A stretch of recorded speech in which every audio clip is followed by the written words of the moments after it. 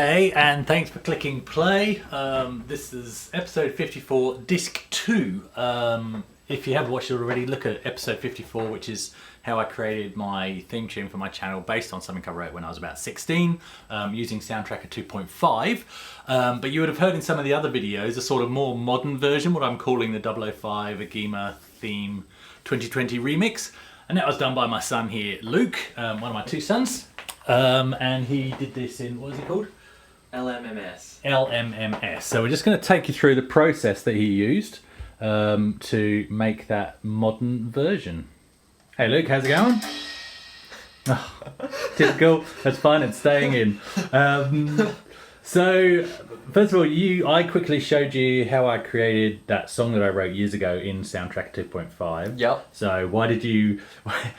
When you initially sent me the MP3 of the one you'd done, do you remember what you called it? Yes, it's the title of this, Beating Dad 01. Beating Dad 01, because that's what you have to do. You have to Yes. beat your dad and show that the modern way of doing things is heaps better. And you've also seen the video of how I have actually done the whole thing in Soundtracker 2.5. So can you just talk us through what's similar about what it is that you use, which is LMMS, is that right? Yeah, I don't know what it stands for. Probably Light Music Management Software or something smart like that. Yeah. Well, there are many similarities, that you're effectively choosing from a range of instruments, and then plugging notes into each of those instruments, clicking play, and then it pumps out a tune. But a lot has changed since the software you were using. First of all, I think there's a lot more range of instruments to choose from. Just to stop you there, I only have 2 of the sample discs. There's literally hundreds of sample discs. The downfall is obviously we have to swap discs because you've only got 880 kilobytes per disc. But yeah, there are thousands of samples available. Yep, carry on. Yep. I don't know what your editation options are for your sound samples, but I have a lot of options that I can do. I can do things like with the attack and decay, or I can add reverb, there's 20 different types of delays I can add. I don't know what all of them do. Auto panners, wave wrappers, all this weird stuff that you can end up learning, and I've just scraped the surface. And then I can also, using this software, plug in to my keyboard and record directly off there using the sounds from the computer. So I don't have to go tappity tap on my QWERTY keyboard, I can actually use a piano. And is that what you did when you composed your piece? For some of it, yes. There's an electric guitar riff that, well, it wasn't great, but I didn't want it to be locked in to very strict timings, so I kind of just went wild on the keyboard. So that I directly fed in, whereas for some of the other stuff I used the keyboard because I am a piano player as a hobby. So I used that to get a feel for the piece I wanted to do, so then I would know how to create it using the software, just as the software. Oh, yeah, cool. So just wanted to take us through a bit of the process of how you did some of that, how you put some of the main elements together. Yeah, well, we'll start with the main riff that Dad created, which, what I've done on the computer, it's not exactly the same as Dad's, but it sounds like this.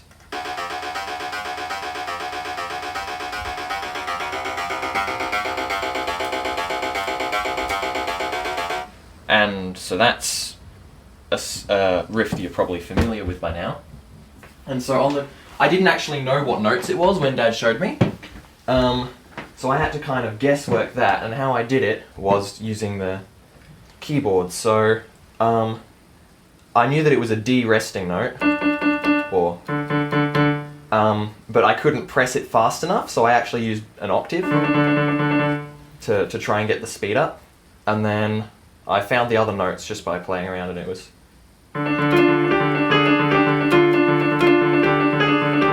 Which sounds messy because it's hard to do at the right fast pace, but I used the keyboard to get a feel for it, And then once I knew what the notes were, I could just sit down at the computer, and just by clicking, I can add notes, I can change their duration,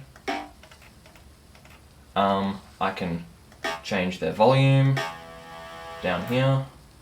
So I just, yeah, that's all I did. I just put in what I had on the keyboard, using Logic, I don't know. Yeah. So a bit like what I did, but I only using the keyboard in terms of I would play it on the Amiga. Yeah. As a piano keyboard, and then tidied up the timings.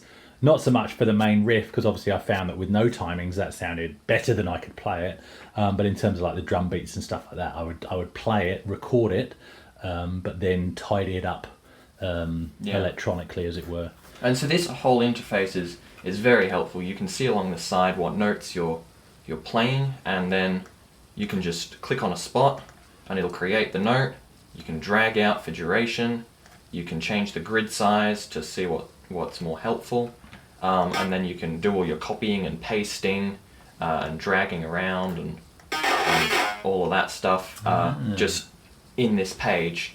So unlike your Amiga, where it looked like you'd have to click on the note, change the note whenever you wanted to edit, I can just do it all in a very visual format, which is quite helpful. Cool. So do you want to talk us through some of the other elements that you built up? And also, as you're answering that, your thought process, because you came up with a very 80s feel to what you put together, and a very 80s computer game feel, I think. So was that intentional, or just talk us through your thought process? Well, I definitely didn't want to stray too far from what you'd done with having a video game sound. And I am somewhat familiar with some like 8-bit music tracks. I've listened to Undertale tracks, if any of you guys are familiar with Undertale. A lot of people are. So I kind of already had an idea of some things that would work. I have played around with a similar theme before. So, I mean, to start with, it was choosing the right sound, and this phase bass was pretty nice, because it's quite a sharp, I think it's a saw wave. Maybe not. But I thought it was a saw wave. And then, so I just went for very synthetic sounds and quite sharp, and like, I guess when I imagine like a video game sound from back then, your notes are either dragged out a lot and kind of form a bass for everything, or they're quite short. And that's kind of the combination that you work with. And then a lot of hi-hat, I don't know. That's what I thought anyway. So I had the main sound, and then I wanted some more backing to come in as it progressed, because I also wanted some build to the piece. And while creating all of this, I also wanted the piece to be loopable, so I wanted it to build up and down a few times, but then to go back to that first bit so that you could just loop it as if it was in a video game, in like a boss fight that you can't beat, so it just keeps repeating over and over. So next I went to this synth piano, which I was very bitty with the chords, just up and down. Nope, that's not. Sometimes it does weird things.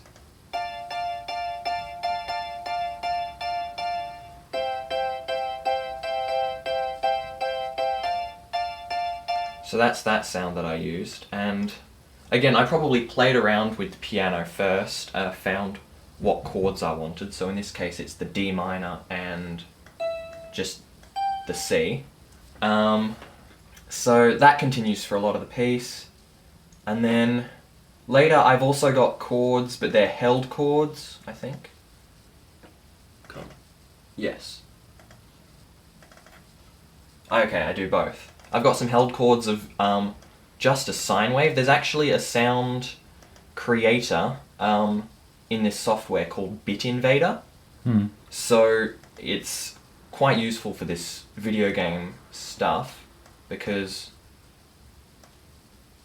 all it is like a bass wave. You've not got any of the harmonics of some sort of instrument, like a string instrument or wind instrument. It's just like here's a sine wave, here's a saw wave, here's a square wave, and you can manipulate it and like draw whatever you want, I guess, and you can still add all your effects and stuff, but it just starts you off at that simple wave. And so I knew that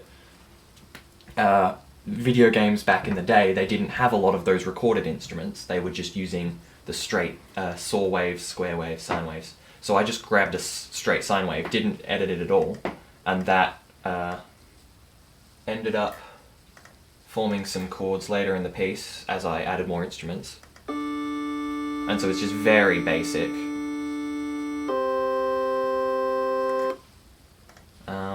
Cool. And then quickly about the percussion you put together. A lot of hi-hat. Percussion. Yeah, so the percussion... Needs more cowbell. Needs more cowbell. Yeah, I didn't add cowbell. So I ended up with 2 percussion tracks, and there's a separate beat editor, so you can just create a beat, it'll loop the beat, and then every time you put that beat in, it just does the same thing, so you don't have to like keep copying pasting throughout the entire song. So drums is definitely not my strong suit. That's what the other son's for. He's a drummer. Yes, so I kind of have to imagine what he would do. But that's exactly what I do. I go, what would Zach play? So I didn't start with drums, so I knew, I was imagining the flow of my piece, and I knew it was starting just with the riff. And then it was suddenly going to just crash into this big explosion of drums as the piece really ramped up. So I've got a lot of hi-hat, and I actually used 2 different hi-hats and alternated between the 2 in order to make it sound slightly different. If I just... So this would be what one hi-hat all the way through sounds like. But by alternating with a different hi-hat sound that I have in my sound library. Which it doesn't sound great, but it does still get that variance, which is what I wanted. And funny enough, that's a similar technique to what I know. I'm not at that level, but some people with Pro Tracker and Sound Tracker 2.5 do a similar thing by sort of ghosting a sample onto another one of the lines on the pattern, so that you get a bit of a sort of a reverb effect, the sort of fake effects that you can't do naturally, because you can adjust volume and duration even with the same sample. So it's kind of a similar thing. Yeah. So because I was crashing straight into there, I had so it was hi-hat all the way through, just and then I had a lot of kick, and then I had a crash and snare going at the same time. Like it was so this is what it sounds like.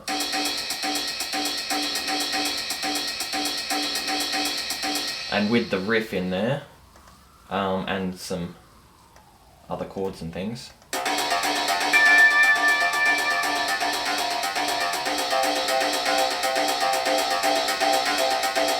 Cool. I like it. It sounds very outrunny to me, which is awesome. And then I did have a low section, which was just basically hi-hat, kick. It was kind of like a simple 4/4 hi-hat and snare beat.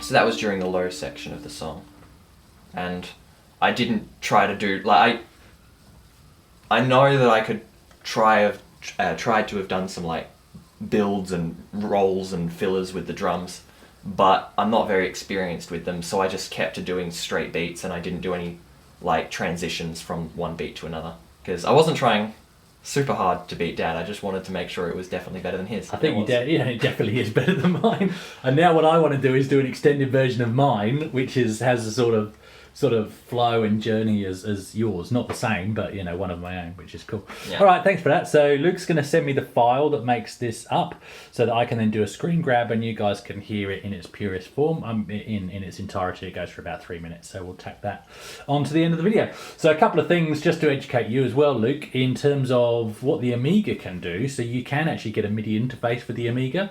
Okay. And the samples in all those tons of discs I was telling you about, they're actually sampled sound effects. So it's not quite the same as the 8-bit era where they were literally manipulating the kind of fart noise that the computer was capable of inside its own right. It was literally taking samples of real instruments and stuff like that into the Amiga and playing them back as small sound bites. And also using the same MIDI interface, you can actually plug in a keyboard just as you have. So rather than using the computer keyboard, you could actually do it directly on a musical instrument, which is cool as well. And in fact, they used to be sold in conjunction with one of your favourite instruments that you're still yet to own, a keytar. Yes. So there we go. Thanks, Luke. Thank you for your time. Thank And you. we'll play the tune next.